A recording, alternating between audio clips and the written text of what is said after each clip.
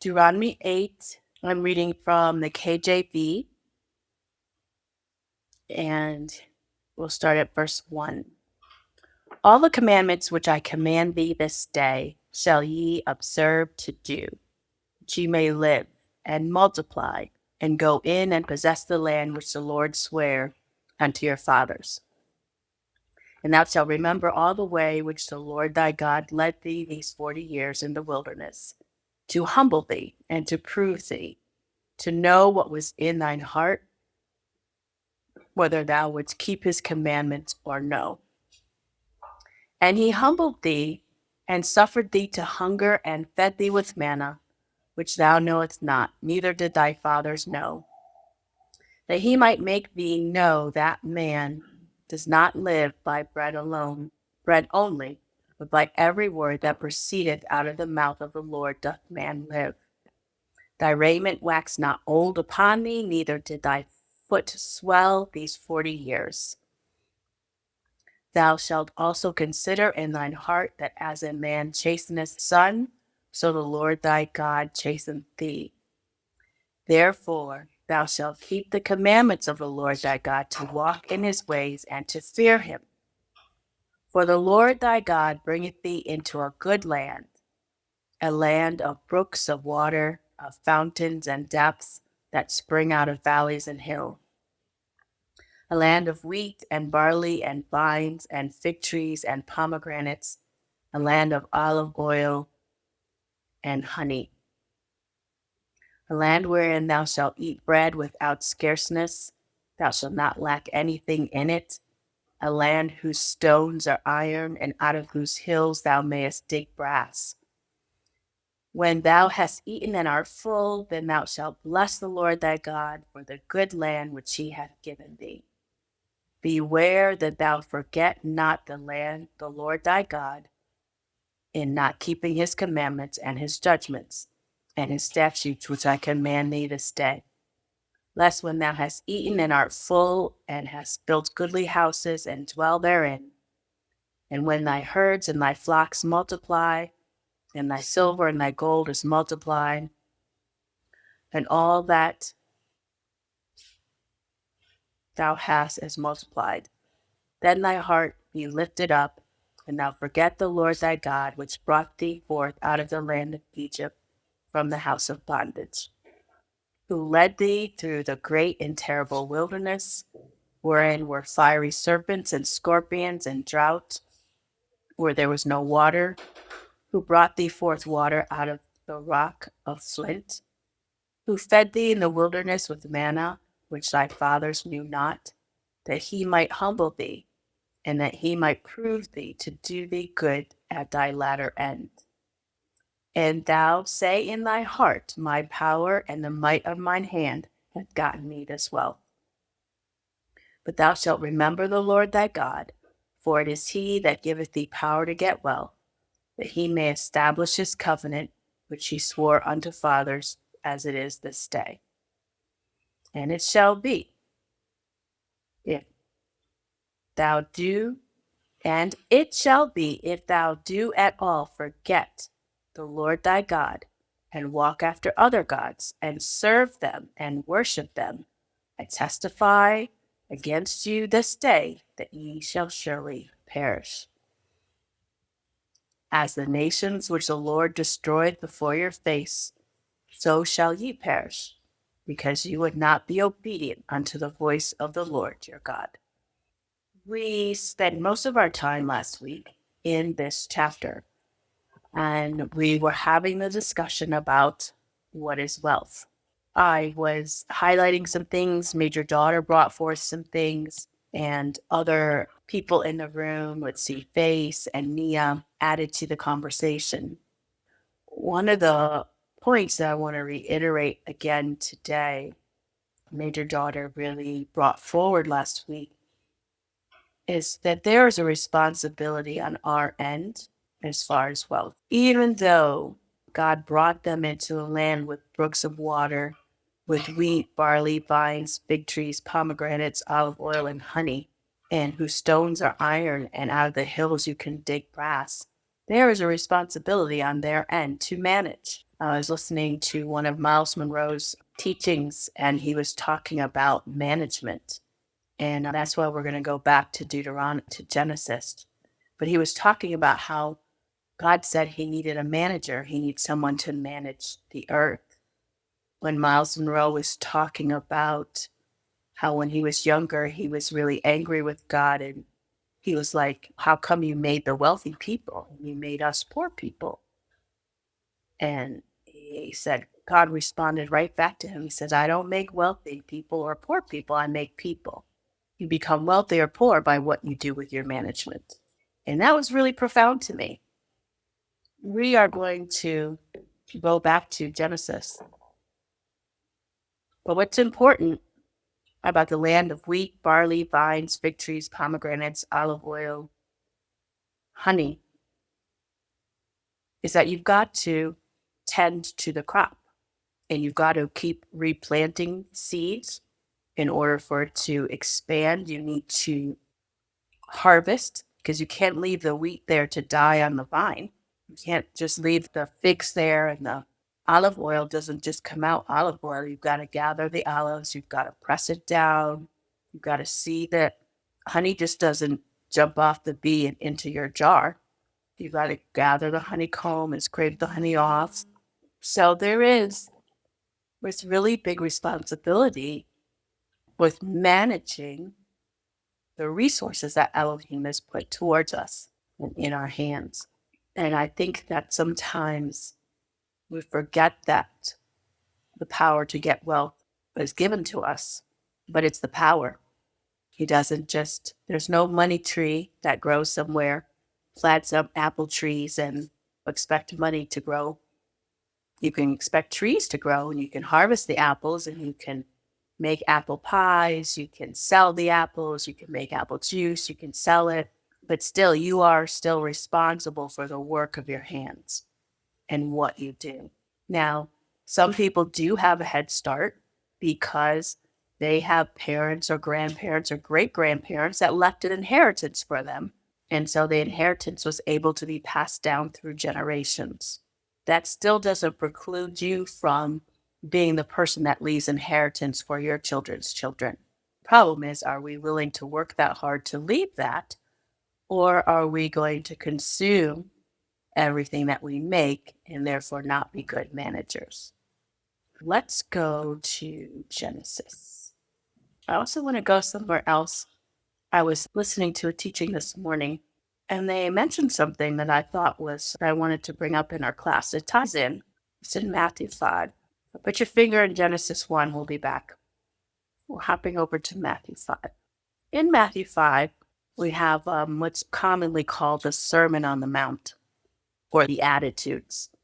I don't think it was till I was much later in my walk that I realized that everything that Yeshua was talking about here, he got from the Torah, from how he was raised, from the laws and the statutes and the judgments that have been set out in the Torah because he didn't have the New Testament. The Beatitudes talks about blessed when you do the various things, and maybe we'll take a Sabbath one time and go through and find everything that he says here. We'd find it in the Torah. It might be a good study to do one time. Let's start at verse 13. I want us to get to verse 17 and 18, but let's start at verse 13. Ye are the salt of the earth, but if the salt have lost his savour, wherewith shall it be salted? It is thenceforth good for nothing, but to be cast out and to be trodden under foot of men. Ye are the light of the world. A city that is set on a hill cannot be hid. Neither do men light a candle and put it under a bushel, but a candlestick, and a light unto all that are in the house. Let your light so shine before men that they may see your good works and glorify your Father, which is in heaven. Think not that I am come to destroy the law or the prophets. I am not come to destroy, but to fulfill.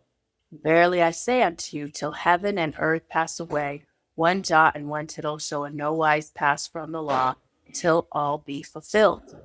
Whosoever therefore shall break one of these least commandments and shall teach men so, he shall be called the least in the kingdom of heaven. But whosoever shall do and teach them, the same shall be great in the kingdom of heaven. For I say unto you, that except your righteousness shall exceed the righteousness of the scribes and the Pharisees, you shall in no case enter into the kingdom of heaven. What's interesting, why I wanted to read this, is because it says, till heaven and earth pass away, not one jot or one tittle shall in no wise pass from law till all be fulfilled. Let me change it to ESV, saying the same thing. So until heaven and earth pass away, we know is that heaven and earth are still here. So there's nothing about the law that has passed away. What am I trying to say here? Let me put my thoughts together. What I'm trying to say, when we were reading Deuteronomy and we were talking, and Moses was saying, we need to keep these commandments, we need to keep these statutes and judgments. Here we have the Messiah saying, nothing has been diminished, nothing has ceased from being in existence. Because not until heaven and earth pass away, there's nothing from the law that has been canceled. He didn't come to cancel it. I don't know if at times we think that, where do you look to find the rules or the laws or the instructions for wealth or the instructions for living?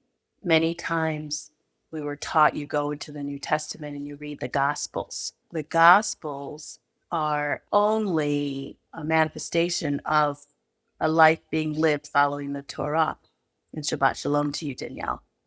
If we have the greatest teacher, the greatest prophet, the perfect human here telling us in Matthew 5, and he's telling it to us after he did the Beatitudes. If you're a teacher, you're going to set the foundation, you're going to set the atmosphere for your class, you're going to lay down some instructions. And so it's so important, all the things that he said beforehand about blessed are you, blessed, blessed. All that comes from the Torah, because that's the only law they had. There was nothing else. Yes, the priests, they made up their own laws and those type of things, but he was talking about the law from the Torah. And so he says, don't think that I've come to abolish the law or the prophets. I have not come to abolish them, but to fulfill them. And we often wonder, how is it that we could live a life like our perfect example of Yeshua? And that would have to be that we would need to follow the law. And so he says, until heaven and earth pass away, not one dot, not one tittle will pass until all of the law is accomplished. So I want to establish that fact, that just saying it's important, not just because it's Sabbath and we're studying the Torah. It is important for the rest of your life that you are following the laws, the commandments of the Torah. That is so important if you want to establish and see more than just wealth in your life, right? If we want peace, we want health, we want to leave an inheritance for our children's children, we want to be the light of the earth, we want to be the salt of the earth, we want to be a city set on the hill. There are things that we must do in order to accomplish that. But those things come by following the law. So let's go back to Genesis. It's interesting that here Yeshua says, until heaven and earth pass away. In Genesis 1:1, we see in the beginning God created the heaven and the earth. There's something that's being tied together for me, and I haven't quite yet put it together. But there's something about heaven and earth that is tied to us understanding who we are, what promises have been given to us. And I think even the fact not to think that it's too late for you. I remember last week I was asking everyone, where are you on your journey of wealth? Right? Are you still wandering in the wilderness? Are you about to cross into the promised land? Are you in the promised land?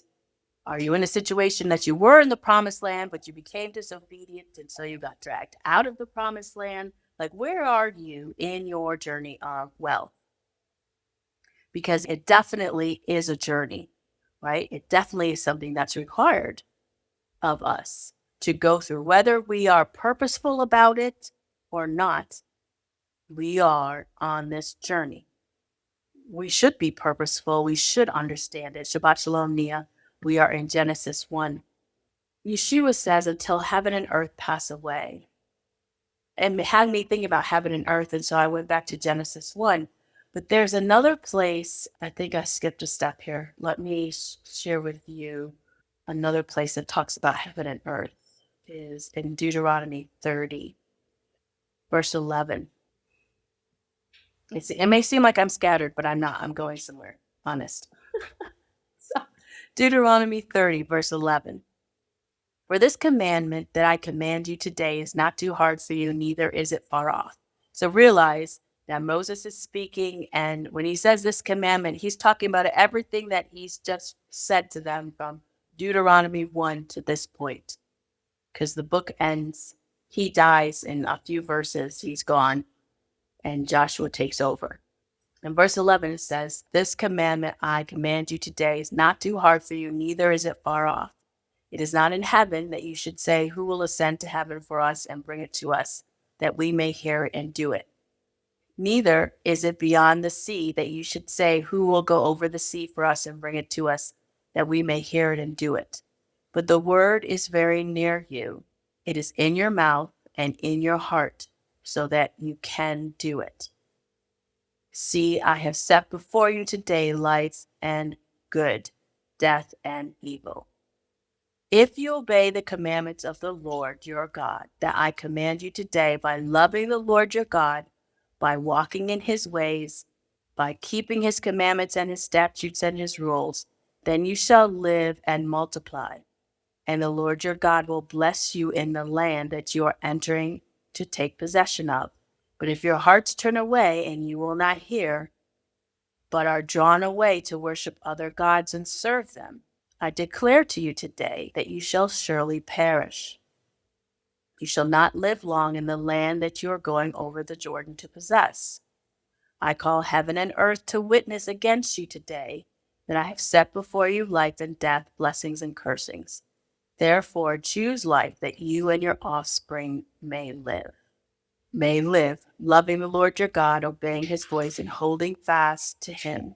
For he is your life and length of days, that you may dwell in the land that the Lord swore to your fathers, to Abraham, to Isaac, and to Jacob, to give them. When I say that there's something about heaven and earth standing as a witness to what it is that we're doing, and Yeshua had said, now Yeshua came at least 2,000 years after this had been spoken, maybe 1,500 years. And he said, heaven and earth is not going to pass away until all these things, everything in the law, come to fulfillment, and the law and the prophets. And so here we are, some 2,000 years away from Christ, and heaven and earth are still here. I want to encourage you that if heaven and earth is still here, it's not too late to begin your journey of wealth, to come into full obedience and compliance to the things that Elohim has written in his word for us.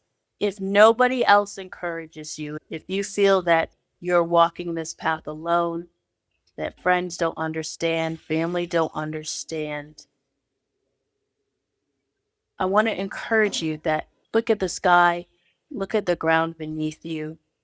Like heaven and earth are still here, and they are still standing as a witness that the word of Elohim is true, that his promises are true. Don't be discouraged. I guess that's what I'm trying to get at. Heaven and earth have not passed away. It is still here. I don't care where you are in the world. I'm in the continent of Africa. Esther is in Asia and Vietnam. Danielle and Nia, you guys are in the States. You can look up at the sky. You can look down at the ground. Heaven and earth are still here. It is not too late. It's still standing as a witness, waiting for you, because his promises haven't failed. They haven't anywhere. Genesis 1:1, God created the heavens and the earth. It's like they are these witnesses that are there from the beginning of time to establish for us what it is that the Lord has for you, what Elohim has for you. I want us to, that was verse 1, but I want us to Genesis 1:11. And God said, let the earth bring forth grass, the herb yielding seed, and the fruit tree yielding fruit after his kind, whose seed is in itself upon the earth. And the earth brought forth grass and herb yielding seed after his kind, and the tree yielding fruit, whose seed was in itself after his kind. And God saw that it was good. And the evening and the morning were the third day. What's so fascinating to me about this is, and we've had this discussion in our classes before, but it bears repeating, that God just told the earth what to do. He said, bring forth. He told it what to bring forth, and the earth pushed it out. God didn't have to take the dirt from the ground and form an apple tree and form a peach tree and form the carrot, form the tomato. Like, he didn't do that. He just said, let the earth bring forth. And he told her the different things to bring forth. And within the earth, it brought it forth. There's something unbelievable and amazing about the earth, about land, about the thing that we are walking on, the thing that we build houses on, that we drive on. I don't know if and I'm not talking about environmentalism here. I'm just talking about this magnificent creation of heaven and earth that Elohim has made for us. This earth that is beneath us holds so much value because with it, we grow food. You eat bread, you eat bananas, you eat tomato sauce, you know, the wheat that makes your pasta or makes your bread, vegetables. And then without those things to eat, we wouldn't have the cattle that we have. So let's see what else the earth brings forth to us. Verse 14. And God said, let there be lights in the firmament of the heaven to divide the day from the night, and let them be for signs and for seasons and for days and for years. And let them be for lights in the firmaments of the heaven to give light upon the earth. And it was, and God made two great lights, the greater light to rule the day and the lesser light to rule the night. He made the stars also. And God set them in the firmament of the heaven to give light upon the earth, and to rule over the day and over the night, and to divide the light from the darkness. And God saw that it was good. And the evening and the morning were the first day. Now here's the heavens, holding the responsibility of day and night. Without day and night, our plants wouldn't grow. I don't know if you like really think about that. If the sun didn't rise every day, we'd have a hard time making food. We'd have a hard time doing lots of things if we lived in complete darkness all the time. So here's this heaven and this earth that Elohim has created, and that Yeshua has said everything about the law is going to be fulfilled and come and before heaven and earth pass away. And so here heaven and earth are in the beginning, here they are in the middle, and we know that there'll be a new heaven and the earth whenever Yeshua returns. But the heaven and the earth holds such importance for what we need to sustain ourselves. I'm going somewhere when I'm getting to wealth. Just stay with me. Let's get down to verse 24.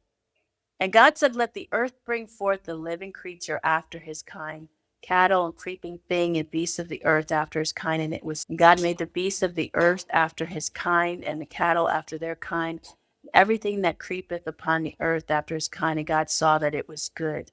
The reason I am like stuck on this heaven and earth thing, because we need it so much. I know that there comes times when we are thinking, I have no idea how to create wealth. I have nothing. I wasn't born in a rich family. I don't have the education. I don't live in a more developed country. I can't speak certain languages. I'm not computer literate. There's all sorts of things that we can think about as to why maybe on our journey of life, we have not yet accumulated wealth. And it can be discouraging.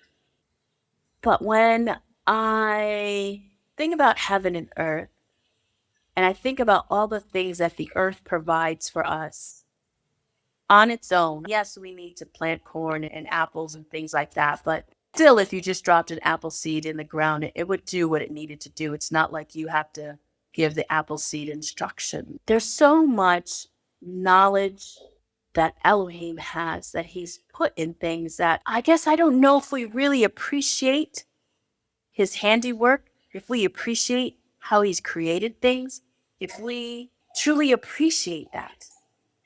And I feel like I have this fire inside of me and I'm feeling like I'm not like conveying what it is I'm trying to say. And it's just like we say this thing about our father is rich and he owns a cattle on 1,000 hills and that the earth is the Lord's and the fullness thereof. But do you really understand just how wealthy God is? With a word, he created the earth and he said the earth to bring forth and he created the heavens and he put the stars and all the scientific knowledge to keep the stars going, to keep the earth spinning, to keep things growing in their season. How does an apple tree know to keep producing apples all by itself? Nobody instructs it. Nobody says, okay, listen, when you grow up, you're going to have seeds inside you. And it just happens. There is so much knowledge and wisdom just under your feet and above your head. And I say this to say, you have access to the creator of those things.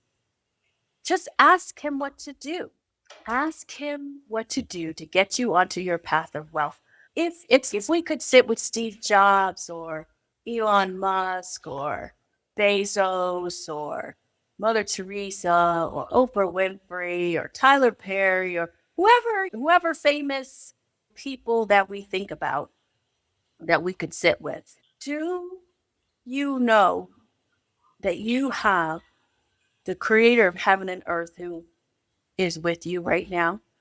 Do you truly understand the wealth, the knowledge, the wisdom, the experience that is available to you right now? It's great. You can read Steve Jobs' book. You can read about Warren Buffett. You can read about Oprah. You can read about whoever. But do you understand that you truly have the creator of the universe who created the earth, heaven and earth, that you could have a conversation with him about what it is that you need to walk into that place of wealth? Because everything that you need, everything that he has promised, has not passed away. His heaven and earth are still here. So the promises that we're reading about in Deuteronomy, we're going to go back to Deuteronomy. We're in Genesis chapter 1 right now. But I really want you to take in the fact that wherever you are on your journey for wealth in your personal life and your family life, if you're feeling like you haven't arrived yet or it's too late or I don't know what to do, I want to encourage you to take the time to talk to the creator because heaven and earth is still here. All of his promises are still here. They have not gone anywhere. And you have access to them. You just have to ask him. When we started or opened up our class, we were reading in Deuteronomy 8. And we got down to 17 and 18 where it says, I'm going to read it for you. You can stay there in Genesis. But you shall remember that the Lord your God, for it is he that giveth thee power to get wealth, that he may establish his covenant, which he swore unto thy fathers, as it is this day. There is the power to get wealth. Now, what you need is different than what I need, is different than someone in Australia or China or the US or wherever. But he's given you the power. There's nothing else. You have it. That's what I'm like, you have it. The thing is, do you know what to do with it? Do you understand how to dominate with it? And that's why I'm so today, just this thing about heaven and earth is just really stuck with me. Because everything that we see here right now, the cement, the telephone wires, your cell phone, that comes from minerals that come out of the earth. Most of the minerals come out of the earth in Africa, but there are other places on the continent. But there's nothing that we're doing and talking on that did not come from the earth. Can you think about that? Like the steel that makes your cars, the trees that make the rubber for your tires. Where do you get the petrol, the gas to put in your car? What's carrying electricity to your house? We found a way, companies have found a way to charge us for the free Wi Fi air. The Wi Fi waves are just there. That's free.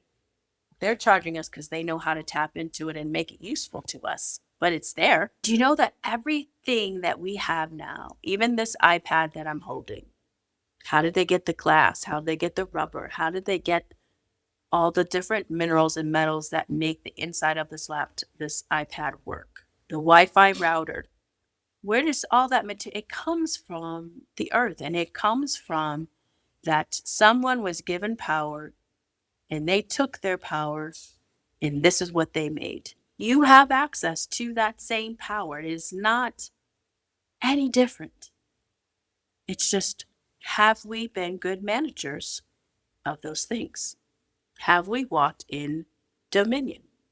So let's get to one of my favorite verses, Genesis 1:26-28. And God said, let us make man in our image, after our likeness, and let them have dominion over the fish of the sea, and over the fowl of the air, and over the cattle, and over all the earth, and over every creeping thing that creepeth upon the earth. So all the wealth and the riches and everything that man would ever need, he's given us dominion over it. He's given us that power to get wealth. What are you doing with your power? So God created man in his own image, and the image of God created he him, male and female created he them. And God blessed them, and God said unto them, be fruitful and multiply and replenish the earth and subdue it, and have dominion over the fish of the sea, over the fowl of the air, over every living thing that moveth upon the earth. And God said, behold, I have given you every herb bearing seed, which is upon the face of all the earth, every tree in which is the fruit of tree yielding seed, and it shall be meat for you, and over every beast of the earth, and every fowl of the air, and to everything that creepeth upon the earth, wherein there is life, I have given every green herb for meat. And God saw everything that he made, and behold, it was very good.